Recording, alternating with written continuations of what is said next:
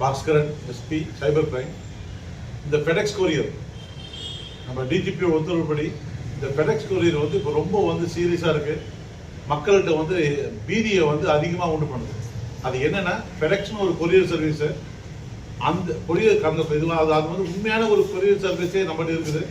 But இருந்தாலும் ஒரு ஃபேக்காக நாங்கள் தான் அந்த ஃபெடெக்ஸ் கொரியர் சர்வீஸ் பேசுகிறோம் சொல்லிட்டு தங்களை இன்ட்ரோடியூஸ் பண்ணிக்கிட்டு உங்களுக்கு பார்சல் வந்தா மாதிரி இல்லை நீங்கள் யாருக்கோ பார்சல் அனுப்புனா மாதிரி அது ஒரு இல்லீகல் பார்சல் என்று சொல்லிட்டு உங்களை முதல்ல ஒரு குற்றவாளியாக உங்கள்கிட்ட காட்டி விட்டுட்டு, அதுக்கப்புறம் உங்களுடைய ஐடி கார்டு, உங்களுடைய பேன் கார்டு, உங்களுடைய ஆதார் கார்டு தான் அதில் இருக்குதுன்னு சொல்லி உங்களை பயமுறுத்திட்டு உங்களை என்ன பண்ணுறாங்க, நீங்கள் இப்போ போலீஸ்கிட்ட பேசுங்க, மும்பாயோடைய இந்த அந்தாரி போலீஸ் அவங்க கிட்ட பேசுங்கன்னு சொல்லிட்டு உங்களை அவங்க கிட்ட கால் டைவர்ட் பண்ணி விடுற மாதிரி பண்ணுறாங்க.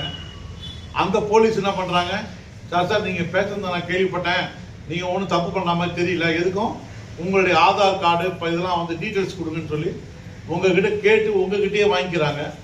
அதுக்கப்புறம் சார் இதெல்லாம் ஒரே மாதிரி தான் இருக்குது, எனக்கு சந்தேகமாக இருக்குது, நான் ஆர்பிஐ கிட்ட அனுப்புகிறேன் இல்லைன்னா சிபிஐ கிட்ட அனுப்புகிறேன் சொல்லி அங்கேருந்து ஒரு கால் டைவர்ட் பண்ணி அவங்கள ஸ்கைப் மூலிமா உங்களை பேச வைக்கிறாங்க.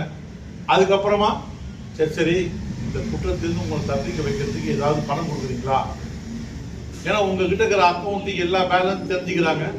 அதை அப்படியே உங்ககிட்ட இருந்து மிரட்டி உங்களை இந்த ஃபோன் கால் வந்ததுலேருந்து பணம் அவங்களுக்கு போடுறவர்களையும் உங்களை பீதியிலே உட்கார வைப்பாங்க. ஸ்கைப் மூலிமா நீங்கள் என்ன ஆக்டிவிட்டி பண்ணுறீங்கன்றதையும் பார்த்துக்கிறாங்க. ஸோ இது ஒரு பெரிய பீதியில் பண்ணுறதால இன்னைக்கு இந்த ஃபெடெக்ஸ் கொரியர்ன்ற ஒரு அஃபென்ஸ் டைட்டிலே ஃபெடெக்ஸ் கொரியர்னு ஆயிடுது. ஸோ ஊரில் மக்களுக்கு பீதி இருக்குதுன்றதுனால இந்த அட்வர்டைஸ்மெண்ட்டை எங்கள் டிஜிபி டாக்டர் ஸ்ரீனிவாஸ் அவர்கள் உத்தரவின் பேரில் இதை உங்களுக்கு எல்லாத்துக்கும் கவனத்துக்கு கொண்டு வரேன். இதை உங்களுக்கும் உங்களுக்கு தெரிஞ்ச உங்கள் சகோதர சகோதரிகள், உங்கள் சூழ்நிலை இருக்கிறவங்க, உங்கள் சமுதாயத்தில் இருக்கிறவங்க எல்லாருக்குமே இதை சொல்லுங்கள்.